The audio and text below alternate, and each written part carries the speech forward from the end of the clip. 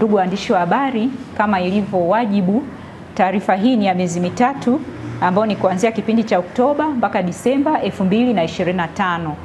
Kwa kipindi cha kuanzia Oktoba mpaka Disemba 2025, TAKUKURU Arusha imefanya ufuatiliaji wa miradi ya maendeleo yenye thamani ya bilioni 2.56.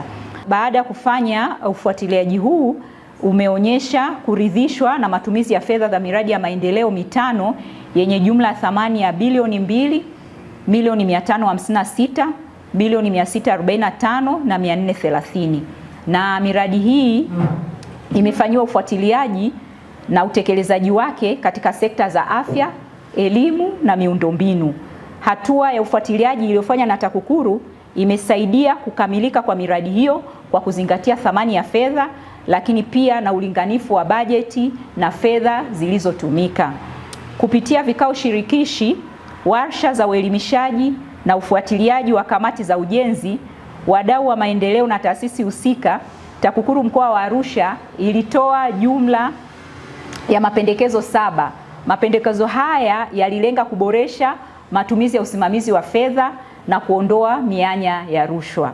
Mapendekezo ambayo yalikuwa yamewasilishwa na TAKUKURU kupitia waliokuwa wanasimamia miradi hizi ikiwemo halmashauri yameweza kutekelezwa kwa 100%, na hatua hii inaenda kusaidia kuhakikisha kwamba miradi hiyo inakamilika kwa wakati na kwa viwango vinavyokidhi thamani ya fedha ya umma.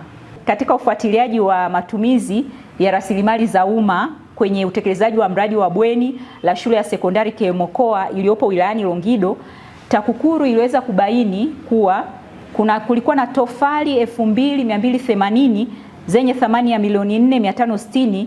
Hizi zilikuwa hazijawasilishwa katika mradi wa bweni hilo. Zilikuwa zinaonekana kwamba kwa mujibu wa BOQ zilikuwa zinaonekana zinatakiwa ziwe sehemu ya ujenzi huo ulikuwa unafanyika, lakini kulikuwa na mapungufu ya hizi tofali 2280 na zilikuwa bado hazijawasilishwa. Hivyo iliweza kubaini pia uwepo wa delivery notes zilizogushiwa zikionyesha kuwa tofali hizo zimeshapokelewa eneo la mradi. Na baada ya ufuatiliaji kufanywa tena na ofisi, iliweza kubainika kwamba tofali hizi ambazo awali zilikuwa hazijawasilishwa zilikuwa zimeweza kuwasilishwa. Dawati la uzuiaji rushwa mkoa wa Arusha limefikia utekelezaji pia wa maazimio 23 yaliyotokana na chambuzi za mifumo mitano na kubaini mianya 21 katika sekta ya afya, ardhi, utawala na katika maeneo mbalimbali mkoani Arusha. Na katika kipindi hiki cha miezi mitatu, ofisi imepokea malalamiko 66.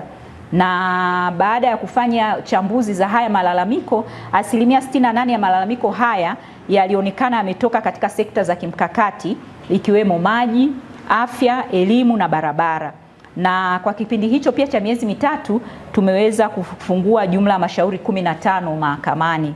Kuna kesi ambazo zimekamilika mahakamani na jamhuri imeshinda, ambapo imeshinda kesi 2, lakini pia bado uchunguzi unaendelea katika taarifa nyingine au tuhuma nyingine ambazo ofisi imekuwa ikizipokea. Aidha, tumejipanga pia kudhibiti vitendo vya rushwa kwenye matumizi ya fedha za utekelezaji wa miradi ya maendeleo ili kuendelea kufanya ufuatiliaji wa karibu, kuhakikisha kwamba fedha zinavyotolewa na thamani ya miradi inayotekelezwa vinaoana, lakini pia kuhakikisha kwamba miradi hii inatekelezwa kwa wakati ili wananchi waweze kupata yale manufaa ambayo yamekusudiwa kupitia uendeshaji wa miradi hii.